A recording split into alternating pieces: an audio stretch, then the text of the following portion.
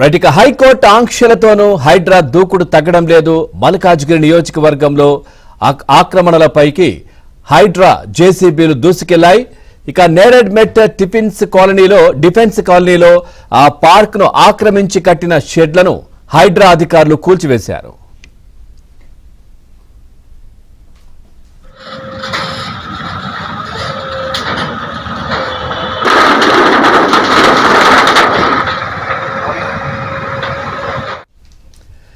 చూస్తున్నాం, హైకోర్టు ఆంక్షలతోనూ హైడ్రా దూకుడు తగ్గడం లేదు.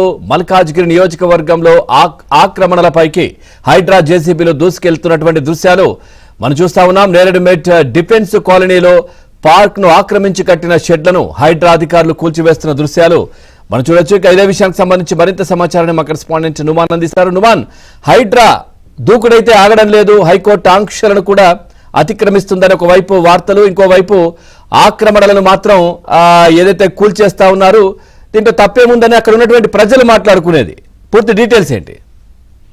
పవన్, ఈ అక్రమ నిర్మాణాల కూల్చివేతలో మాత్రం ఇటు హైడ్రా తగ్గేదేలే అంటుంది. సో అందులో భాగంగానే హైడ్రా నాన్ స్టాప్ కూల్చివేతలతో మాత్రము ఏదైతే పూర్తిగా ఏదైతే దూకుడుగా ముందుకు దూసుకువెళ్తున్నటువంటి పరిస్థితి ఉంది. మల్కాజ్గిరి నియోజకవర్గంలో పార్క్ ఆక్రమణల మీద హైడ్రా కొరడా చూపించింది. సో నిన్న ఏదైతే హైకోర్టు ఆంక్షలు ఉన్నప్పటికీ కూడా ఏదైతే హైడ్రా ఏమాత్రం కూడా తగ్గకుండా దూసుకుపోతున్నటువంటి పరిస్థితి ఉందని చెప్పొచ్చు.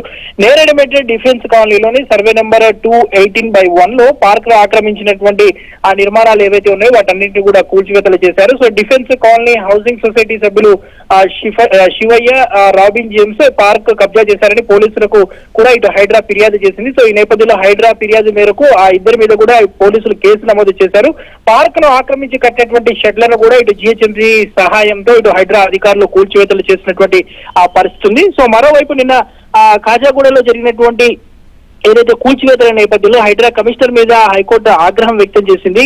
ఏదైతే నోటీసు 24 గంటల ముందు ఏ విధంగా ఇస్తారు, సో సమాధానం ఇవ్వడానికి కూడా సమయం ఇవ్వరా అంటూ ఏదైతే హైడ్రా కమిషనర్ మీద హైకోర్టు ఆగ్రహం వ్యక్తం చేసినప్పటికీ కూడా ఏదైతే అనేక ప్రాంతాల్లో హైడ్రా మాత్రం కూల్చివేతలు అదే విధంగా దూకుడుగా ముందుకు తీసుకువెళ్తున్నటువంటి పరిస్థితి. దాదాపు 20 కోట్ల విలువైనటువంటి ఆ మల్కాజ్గిరి ప్రైమ్ ల్యాండ్ ఏదైతే ఉందో, సో చాలా విలువైనటువంటి స్థలం ఇది. నేరేడ్ మెట్ లో ఉన్నటువంటి ఈ విలువైనటువంటి స్థలాన్ని పూర్తిగా ఏదైతే కాపాడినటువంటి పరిస్థితి ఉంది. సో దాదాపు గత 20-30 ఏళ్లుగా పార్క్ స్థలాన్ని ఆక్రమించి అక్కడ నిర్మాణాలు చేస్తున్నారు, కమర్షియల్ గా కొంత వాడుకుంటున్నటువంటి పరిస్థితి. సో ఈ నేపథ్యంలో ఇటు హైడ్రాకి కూడా అక్కడ ఉన్నటువంటి కాలనీ అసోసియేషన్ సంబంధించినటువంటి ప్రతినిధులతో ఫిర్యాదులు వచ్చాయి. సో ఈ ఫిర్యాదులు వచ్చినటువంటి నేపథ్యంలో హైడ్రా కమిషనర్ రంగనాథ్ దీని మీద పూర్తిగా వివరాలు తీసుకున్నారు. సో వివరాలు తీసుకున్న తర్వాత ఇది పూర్తిగా పార్క్ కు సంబంధించినటువంటి ల్యాండ్ ఇది. సో దీన్ని ఏ విధంగా కబ్జా చేస్తారు ఏంటంటూ కూడా దీని మీద పూర్తిగా ఒక రిపోర్ట్ ను కూడా తెప్పించుకున్న తర్వాత సో ఆ కూల్చివేతలు చేసినటువంటి పరిస్థితి ఉంది. ఈ నేపథ్యంలో